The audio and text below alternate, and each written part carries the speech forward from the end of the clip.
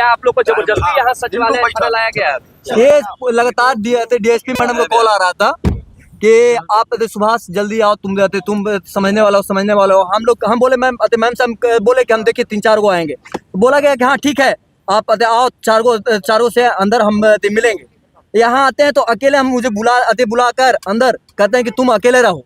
हम बोले कि हम अकेले नहीं रहेंगे, मेरे साथ 4 आए 2-3 को हम मेरे साथ अंदर आएंगे। तो नहीं, अंदर तो तुम जाओ, बाहर भगा दिया जाता है हमको। क्या लगता है हम लोग को न्याय नहीं मिलेगा सर। जिस तरह इन लोग कह रहे हैं, अपराधी हम ही लोग हैं। इस तरह भी आते हम लोग के साथ बर्ताव किया जा रहा है। डीजीपी साहब से मुलाकात हुई, क्या बात हुई? वो सिर्फ सुसाइड का अभी तक रट लगाए हुए हैं। आप लोग को यहाँ क्यों लाया गया था? हम लोग को लाया नहीं गया, गलत बात क्या? बुलाया गया था हम लोग को। जबरदस्ती नहीं लाया गया? नहीं, जबरदस्ती नहीं लाया गया था, बुलाया गया था हम लोग को। क्या लगता है न्याय मिलेगा? नहीं, न्याय के लिए ही तो खड़े आते यहाँ आ रहे हैं। यही न्याय मिला हमको, डीजीपी सर यही न्याय देते हैं। अब आगे क्या करेंगे? हम लोग क्या रोड पे उतरेंगे, आत्मदाह करेंगे। यहाँ किस लिए बुलाया गया था? सचिवालय थाना जब वहाँ से बातें काम बिगड़ी तो यहाँ मैडम बोली कि सुभाष तुम समझने वाले हो, तुम आओ यहाँ, तुम आओ यहाँ, मिलना चाह रहे हैं हम। तो यहाँ आते हैं तो यहाँ पे एसएसपी सर भी रहते हैं, यहाँ पे सिटी एसपी रहते हैं, यहाँ पे एडिशनल एसपी रहते हैं, यहाँ पे डीएसपी मैडम रहती हैं। वो और अंदर हम जाते हैं तो रूम क्लोज कर दिया जाता है।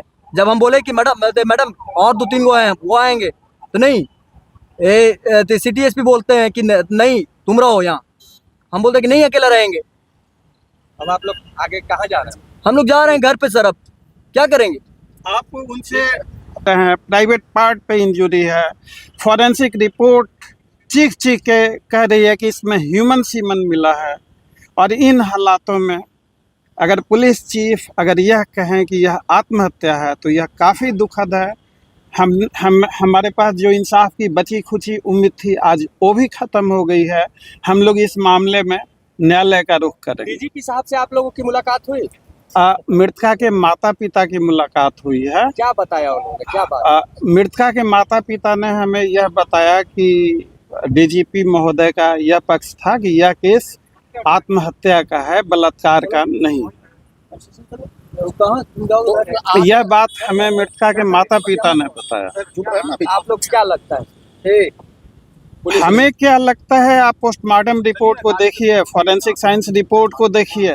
पुलिस यहाँ क्यों लेके आई? आप लोग जा रहे थे जहानाबाद, सुने कि हाँ, रास्ते में रोका गया।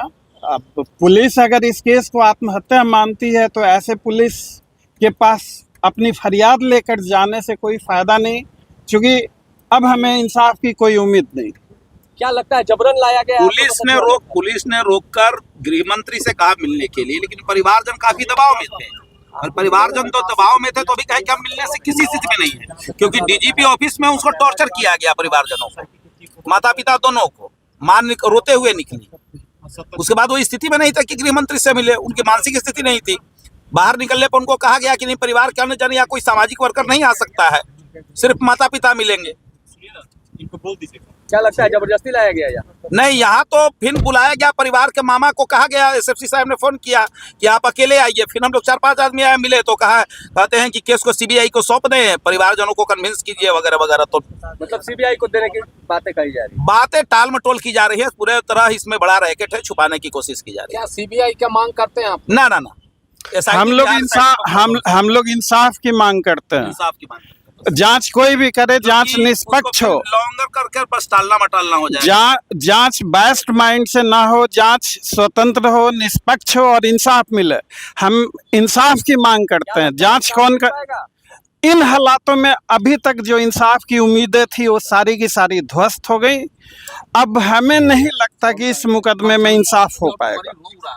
आप कौन हुए सर? मेरा नाम एसके पांडे हुआ। इस केस को मैं पीड़िता की तरफ से देख रहा हूँ। क्या मोबाइल नंबर है? हाँ, डीजीपी साहब ने बुलाया था उनके माता पिता, वो तो सिर्फ पिताजी गए, ऑन रिकॉर्ड नहीं। हाँ। अगर इन हालातों में अभी भी पुलिस को यह आत्महत्या लगता है जो स्थिति तो हम है, अपने किसी मीडिया के न्याय- भाइयों से मैं अनुरोध करता हूं कि आप डीजीपी महोदय से पूछें उसके बाद एक परिवार कि यह आत्महत्या है या बलात्कार है, आप आइए हमारे- देश को बताएं कि यह आत्महत्या है या बलात्कार है। लेकिन एसएसपी साहब ने कहा कि हम अकेले मामा से इस केस में लिपापोती हो रही, मामा जी को भी- हमें इंसाफ की कोई उम्मीद नहीं है। आप दो चार लोगों के से साथ मुलाकात के बाद वहाँ क्या बताया गया परिजन को, आत्महत्या है या फिर डीजीपी साहब से हमारी लगता है बातचीत सब नहीं कुछ हो पाई। परिवार की जो बातचीत। परिवार के लोगों की बातचीत हुई। कोई बड़ा परिवार आदमी के को लोगों ने बताया। हमें यह आपको कहीं बताया संकट है तभी तो कि बताया। डीजीपी महोदय तो अभी या तो भी इनको इसे चैलेंज करें, आत्महत्या मानकर चल रहा है। अब तो क्या आपको लग होगा रहा ही, अब तो बड़ा लिपापोती हो रही। स्थितियां बन रही है और गंभीर बन रही है। पुलिस जितना चाह रही है कि यह काफी सरकार, दुखद है। इसको इग्नोर करें, यह गंभीर स्थिति बन जाए, क्योंकि बिहार इस में बात का सरकार- जवाब डीजीपी महोदय ही देंगे कि इस केस में क्या हो रहा है। अच्छा ही करती है अभी तक की है, पोस्टमार्टम विस्तार देखिए क्या रिपोर्ट करती है। आप तो देखेंगे, मैंने न्याय की उम्मीद पूरा बदन नाखूनों के जख्म से भरा पड़ा है, प्राइवेट पार्ट पे इंजरी है, फॉरेंसिक रिपोर्ट में अंडरगारमेंट में ह्यूमन सीमन मिल रहा है। माता पिता का है क्या अकेले? अगर इन हालातों में भी अगर यह आत्महत्या लगता है, हमें तो यह लगता है कि आत्महत्या की तरफ एक साजिश के तहत केस को मोड़ा गया है, फर्जी साक्ष्य और सबूत क्रिएट किए जा रहे हैं ताकि असली गुनाहगारों पे पर्दा डाला जा सके। क्या पर्चा? और दूसरी बात, ये मृतका के पूरे शरीर पे, जैसा कि उनके माता पिता ने बताया, नाखूनों के जख्म थे, डॉक्टर को बताया गया। ये डॉक्टरों ने यह बात पुलिस को बताई या नहीं बताई कि मृतका के सारे बदन पे जख्म है, या जख्म कैसे हुए, किसने हुए, किन हालातों में हुए। पुलिस इस बात का जवाब दे कि अंडरगारमेंट्स पे जो ह्यूमन सीमन मिला है वो किसका है, क्यों। अगर इन हालातों में भी अगर पुलिस को लगता है कि यह आत्महत्या है तो यह काफ़ी दुखद है।